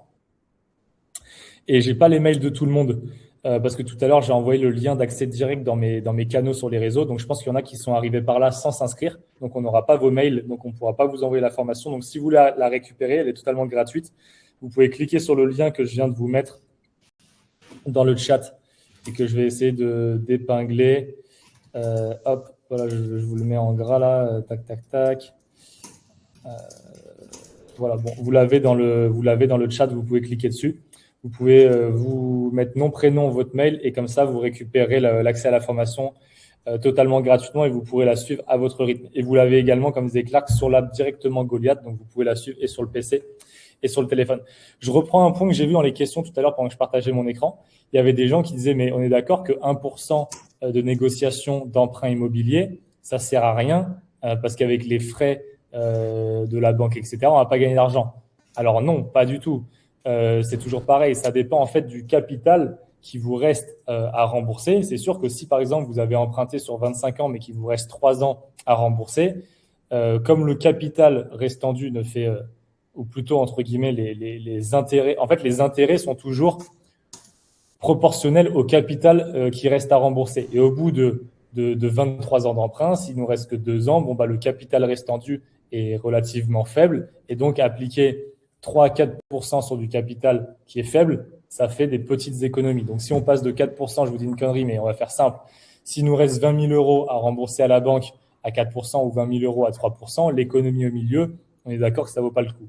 Parce que 20 000 euros à 4%, ça fait 800 euros. Et 20 000 euros à 3%, ça fait 600 euros. Donc, vous voyez, on ne va pas s'amuser à renégocier à la banque, payer des frais de dossier, payer des frais bancaires pour gagner 200 euros, alors que la banque va nous facturer peut-être l'opération 750 euros de frais de dossier et peut-être des frais après bancaires 250 euros. Enfin, ça va coûter à peu près 1 500 euros de se faire refinancer.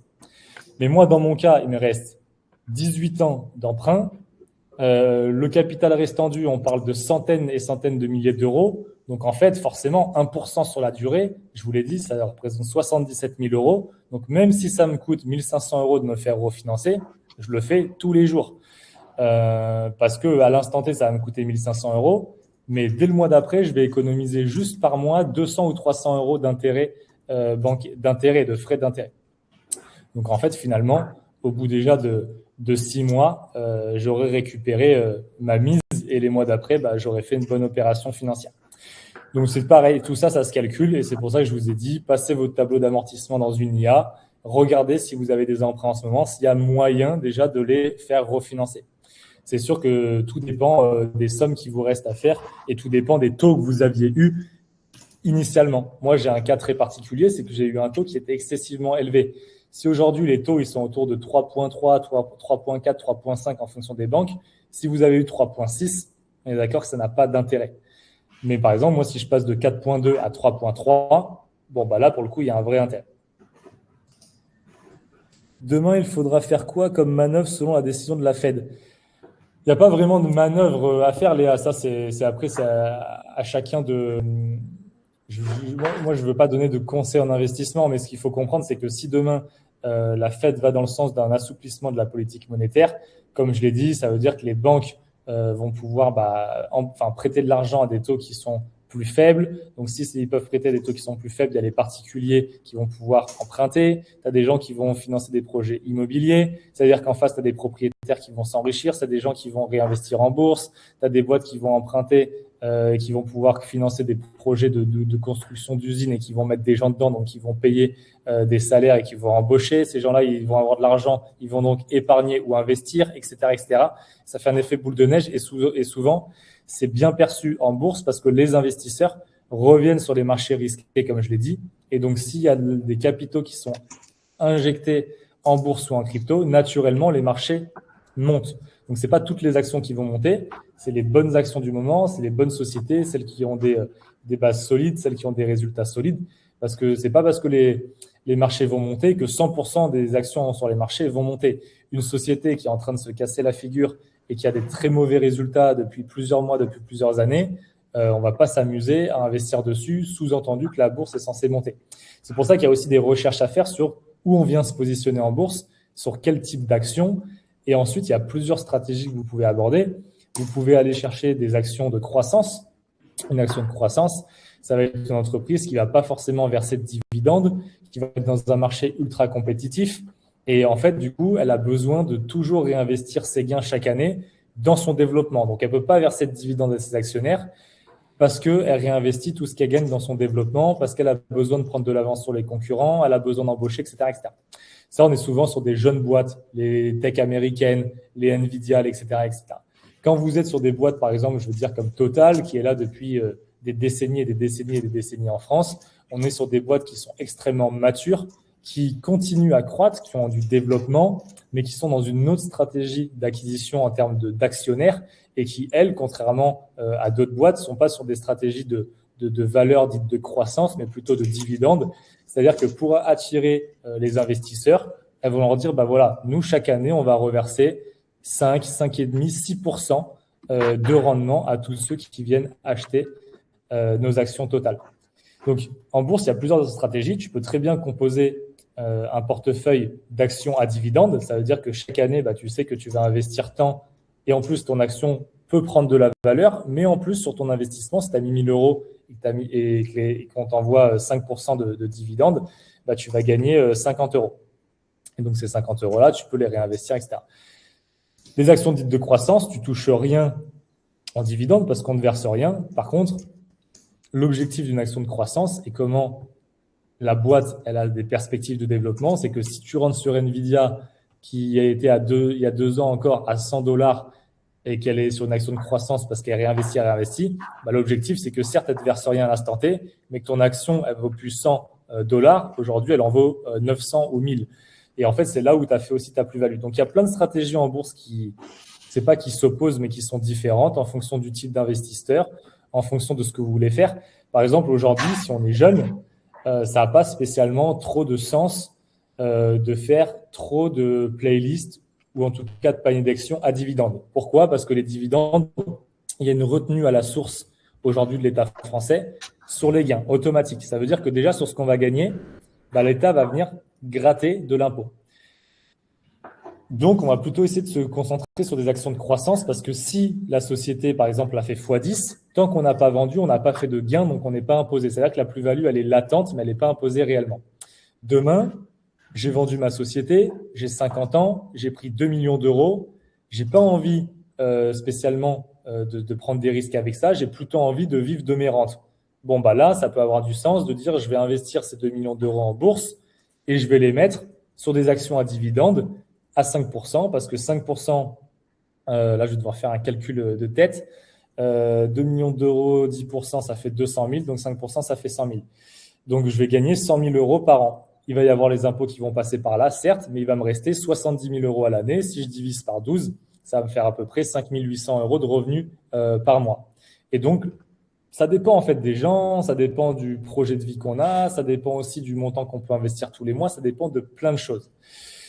Donc tout ça pour revenir à la question initiale de comment on se positionne par rapport demain à la Fed, c'est surtout que si demain la Fed baisse pas les taux, il faut s'attendre à ce que l'économie se contracte un petit peu plus, les banques vont être beaucoup plus frileuses, les taux vont rester pareils, les marchés vont sans doute baisser et forcément on va avoir des sociétés qui vont pas pouvoir se développer, qui vont peut-être même licencier. Et s'il y a des licenciements, bah forcément, c'est des gens qui ont plus d'argent, qui n'investissent plus, et c'est le cercle vicieux, à l'inverse du cercle vertueux. Et si demain, il y a un assouplissement des politiques monétaires, il faut s'attendre à voir les marchés monter, mais il faut surtout s'attendre dans les prochains mois à revoir un petit peu l'économie qui peut fleurir. Et forcément, si en janvier, ça s'assouplit encore, ce qui normalement devrait être le cas avant, à mon avis, une grosse pause sur 2026, et ben là, on pourra encore voir les taux baisser et du coup, l'économie se détendre, qui devrait reprendre un petit peu des couleurs comme on pouvait avoir en post-Covid, avant le Covid. Je ne sais pas si vous vous souvenez. Moi, je me souviens, j'étais encore aux études et j'étais dans mon alternance. C'était un petit peu l'opulence. Toutes les sociétés faisaient des levées de fonds à gogo. Il y avait de l'argent partout. Tout le monde pouvait emprunter. Tout le monde pouvait investir dans l'IMO. Enfin, c'était vraiment... on a l'impression que les rêves étaient accessibles à tout le monde et que n'importe qui faisait une start-up faisait un PowerPoint, allait devant un fonds d'investissement. Comme les mecs, ils en avaient plein d'oseille, ils savaient plus quoi en faire, ils finançaient tout le monde. Là, je sais pas si vous suivez un petit peu l'actualité, mais depuis 2-3 ans, les levées de fonds se font beaucoup plus rares, elles sont beaucoup plus petites. Les valorisations des boîtes ont énormément baissé. Et ben tout ça, c'est lié à ce que je suis en train de vous dire. Globalement, la régie des banques centrales sur les taux, l'accessibilité à l'argent. Quand l'argent est facile d'accès et qui coûte pas cher, bah demain, on peut se permettre d'aller emprunter 1 million d'euros parce qu'on sait que finalement, on va devoir peut-être payer que 50 000 euros pour accéder à 1 million d'euros. Aujourd'hui, si on emprunte 1 million d'euros sur 20 ans à 5%, ça va nous coûter 1 million d'euros d'emprunter 1 million d'euros. Donc, il faut être sûr de soi et il faut être sûr que le projet dans lequel on va, il va cracher parce que dans 20 ans, ça nous en aura coûté 2. Donc, vous voyez, en fait, c'est plein d'arbitrage.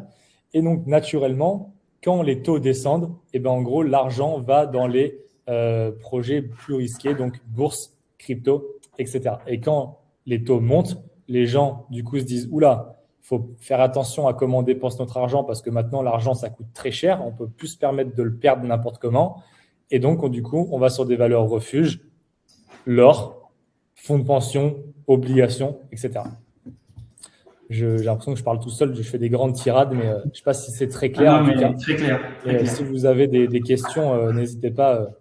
c'est le dernier live de l'année. C'est aussi, on fait ça rarement, mais quand on le fait, moi, comme je suis passionné par ça, j'adore répondre aux questions et je suis assez enjoué à cette idée-là. Mais des fois, c'est vrai que ça peut être un petit peu technique. En tout cas, c'est cool parce qu'on a vraiment plein de retours et ça permet de bien travailler le sujet pour que ce soit clair vraiment pour tous les clients. Est-ce que Goliath recrute? On recrute toujours. Karl, je te laisse m'envoyer un mail sur clark@goliath.io. Dépendra du poste, mais pourquoi pas. Les gains du copy trading reviennent sur le portefeuille ou restent dans la main du trader? C'est une bonne question. Il faut qu'on y réfléchisse. Je me le note. J'ai 2 questions intéressantes là qui sont arrivées. Et surtout, évidemment, le trader sera rémunéré 10% des performances.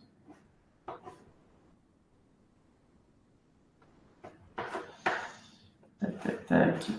Ok. C'est vrai que la fonction de Take Profit, c'est intéressant aussi. Hein. S'il y a des gens à un moment donné qui se disent, bah tiens, le mec, il a été bon, par contre, moi, j'ai envie de sortir. Qui puissent sortir par eux-mêmes, c'est bien. Hein. Ouais, complètement comme un stop loss parce qu'il va y en avoir. Bah ouais, stop loss, Take Profit. Alors là, je parle en même temps à mon associé David qui gère lui la tech. Et il y a une question qui est venue, c'est si je mets en pause et je réactive, comment ça va se passer avec les actions qui ne sont plus dans le portefeuille du trader? Il m'a dit, j'ai réfléchi à ça, et en effet, c'est quelque chose qui va être compliqué, donc peut-être que vous n'allez pas pouvoir mettre en pause, mais vous allez pouvoir stopper, donc arrêter, et du coup revendre, ça se revend automatiquement et après reprendre. Donc on va y réfléchir, c'est des sujets, c'est pour ça que il nous faut encore un peu de temps. Le take profit, c'est évidemment intéressant. Les gains du copy trading reviennent sur le portefeuille ou restent dans la main. Donc on va y réfléchir à tout ça. Si vous avez des questions, toujours n'hésitez pas hein, sur le groupe WhatsApp, c'est parfait. Et ceux qui ont mon numéro, avec plaisir. Mais sinon aussi, quand tu mets en pause, ça peut être juste mettre en pause, par exemple, si tu as, je te dis une connerie, si tu as mis 500 € dans la partie copy invest et qu'on va dire que tu as 300 € de ton portefeuille qui a été investi, qui te reste 200 € de liquidité, tu peux peut-être mettre en pause la partie investissement. Pour autant, si le trader, entre guillemets, vend, bah, ça clôture tes positions. Parce que c'est vrai que mettre en pause, si tu gèles les ventes, mais qu'en fait, le mec, entre-temps, a vendu et qu'après, tu réactives, si tu as toujours des positions conservées et que le gars n'a plus, c'est un peu le bordel. Mais si, entre guillemets, sur ce qui est déjà investi, ça continue à clôturer les positions, tu peux plus réinvestir pour la personne. Par contre, tu peux que clôturer. Donc, les gains reviennent dans son portefeuille en liquidité et il peut les retirer, tu vois. Ouais. On va bosser sur tout ça parce que le but, c'est que ce soit ultra simple, hyper compréhensible dès le début pour tout le monde. Mais c'est pour ça qu'on bosse. Et d'ailleurs, c'était important de faire ce live parce que ça permet d'avoir des premiers retours qui sont assez logiques. Mais nous, on a tellement la tête dans le guidon que parfois, on voit pas ces petits problèmes-là et qu'on les voit un peu dernière minute. Donc, c'est parfait. On va bosser sur ces points-là et très cool d'avoir tous vos retours. Moi, je vous pose une question avant que tout le monde aille manger, etc. Qu'est-ce que vous en avez pensé de ce petit live? Parce que là, on arrive gentiment sur la fin. S'il n'y a plus de questions, on va libérer tout le monde. Est-ce que ça vous plaît? Est-ce que vous avez l'impression que c'est utile? Est-ce que vous aimez bien? Est-ce que vous voulez qu'on fasse ça plus souvent, comme ça, une fois par mois, une fois tous les 2 mois pour faire des petits points d'actu?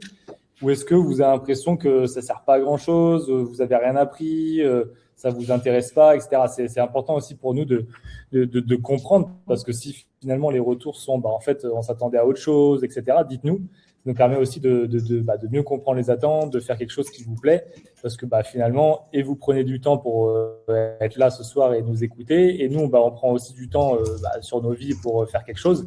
Mais si au final, ça ne correspond pas aux attentes et que vous avez l'impression que ce n'est pas ouf, ça sert à personne. Donc, partagez un petit peu vos retours. Est-ce que ça vous parle? Est-ce que vous avez bien aimé? Qu'est-ce que vous avez attendu? Qu'est-ce que vous attendiez de ça, etc., etc. Ça peut être très cool d'avoir vos retours sur tout ça. Les points d'accu sont toujours très importants et surtout de les décrire très, très intéressants. Et oui, ce serait top de le faire un peu plus souvent. j'ai plus de compréhension sur les mécanismes, Fed, marché, utile pour la novice que je suis. C'était top et très intéressant, bonne idée.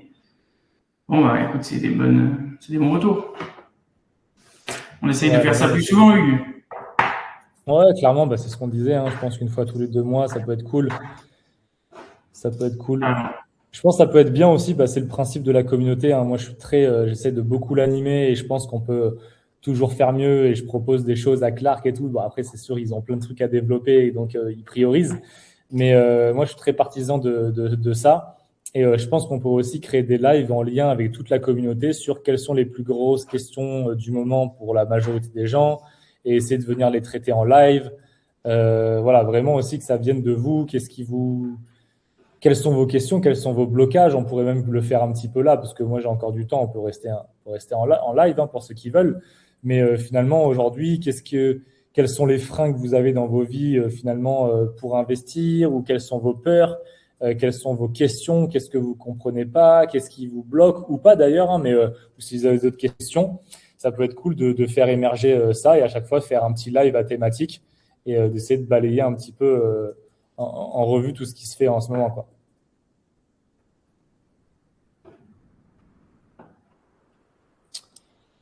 Alors non, Marco, je vais prendre ta question par rapport aux intérêts composés. Est-ce qu'il vaut mieux investir, par exemple, une grosse somme dès le départ, on va dire 10 000 euros d'un coup et après attendre? Ou est-ce qu'il vaut mieux investir des composés sur du DCA et se dire j'ai 10 000 euros et je vais investir 1 000 euros tous les mois pendant 10 mois? Alors là, tu vas avoir la personne A qui va faire un coup d'éclat. Il va se pointer en mars 2021. C'est le Covid. Il va mettre ses 10 000 euros d'un coup. Bon, lui, clairement, c'est jackpot.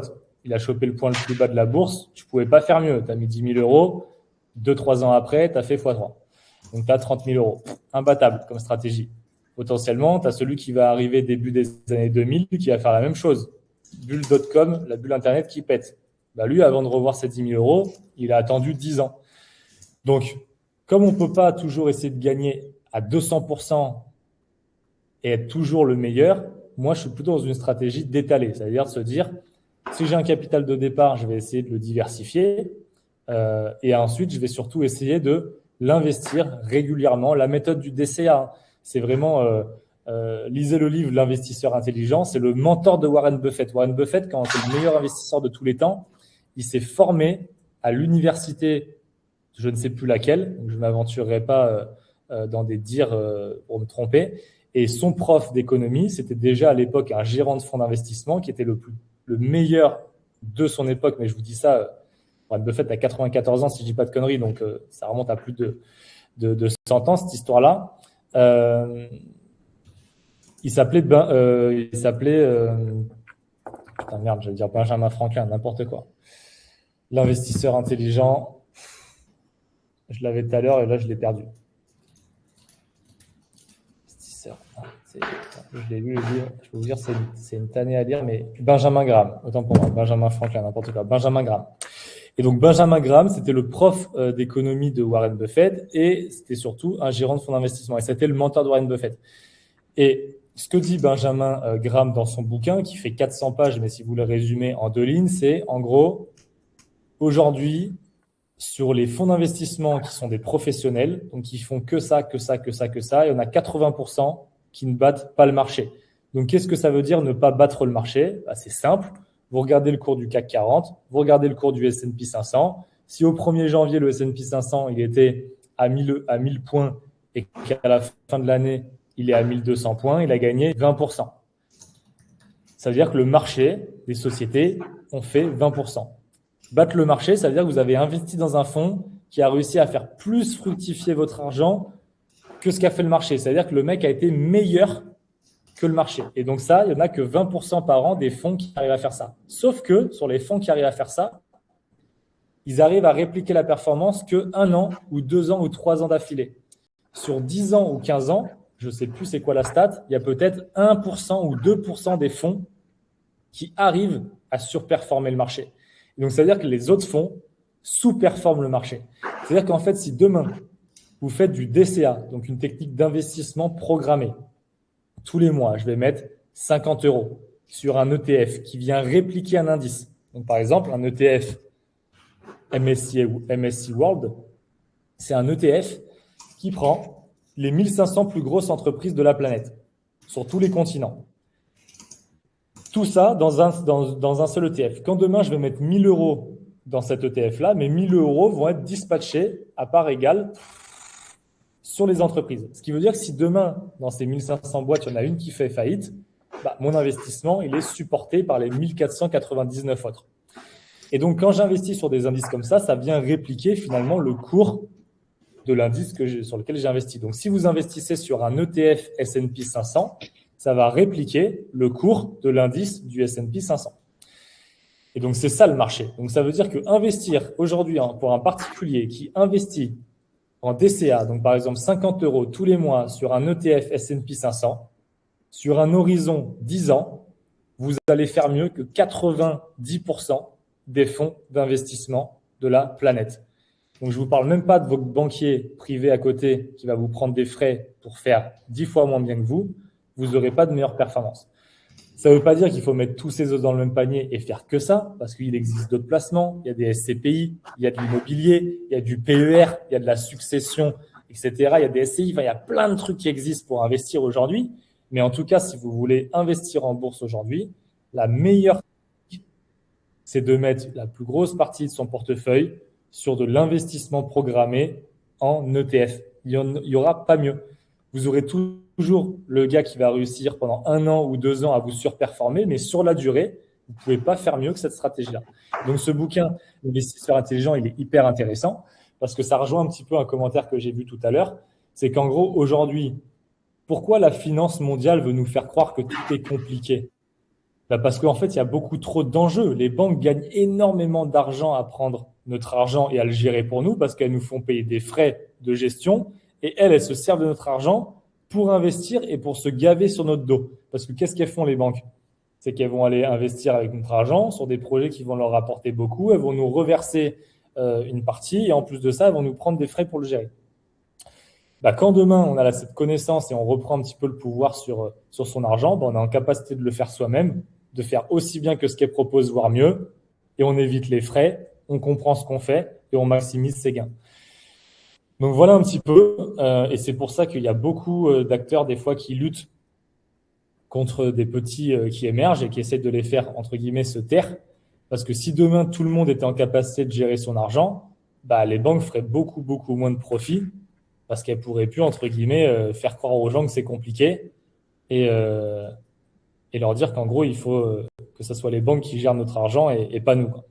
Ça, c'est ce qu'on veut nous faire croire. Alors que malheureusement, c'est pas si compliqué que ça. C'est pas non plus très simple. Il y a quelques mécaniques à comprendre, mais c'est pas compliqué. N'importe qui n'a pas fait d'études là-dedans, etc., qui se forme un petit peu, peut comprendre les grandes mécaniques et peut appliquer des stratégies de débutants qui sont très simples et très performantes. Voilà un petit peu ce que j'avais aussi à dire à ce point-là. Écoute, c'était très très intéressant. On essaye de refaire ça assez rapidement. Et je pense qu'on peut finir sur ça. Qu'est-ce que tu en penses ? Ouais, écoute, ça fait 1h30. On avait dit qu'on ferait 1 heure. Je vois que les gens partent au fur et à mesure. Je pense que les gens vont manger et vont profiter de leur soirée. Donc, on va libérer tout le monde. Puis, en tout cas, n'hésitez pas à nous faire des retours. Venez sur l'app, partagez un petit peu votre expérience. Contactez-nous directement sur Goliath ou dans les groupes WhatsApp. Faites la formation, partagez-nous vos ressentis. Est-ce qu'il vous manque des modules? Est-ce que vous aimeriez que je l'enrichisse, etc. Nous, je vous dis, on est hyper ouverts. Enfin, je n'ai pas du tout d'association ni de part dans Goliath, mais je suis tellement impliqué depuis des années. T'es tout comme. Tu nous as vraiment rejoint au tout début. Fais ça, fais ci, c'est cool et tout. Mais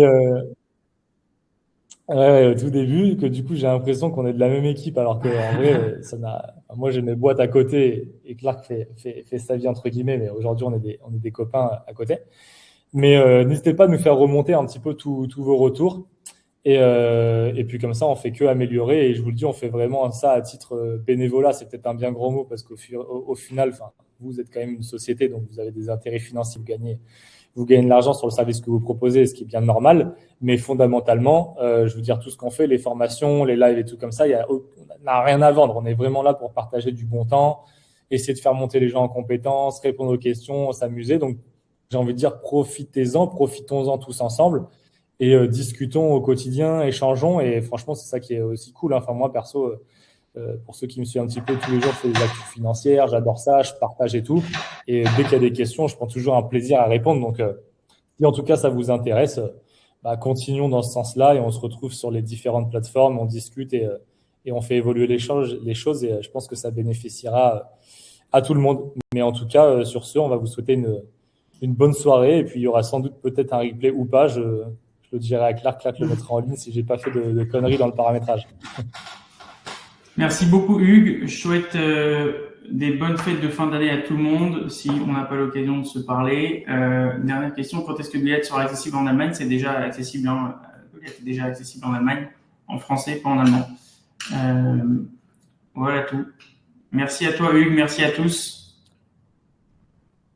Merci tout le monde, très bonne soirée et bonne fête de fin d'année. Profitez bien et on se retrouve l'année prochaine sans doute. Donc voilà, bonne fête à tout le monde. Ciao, ciao. Salut.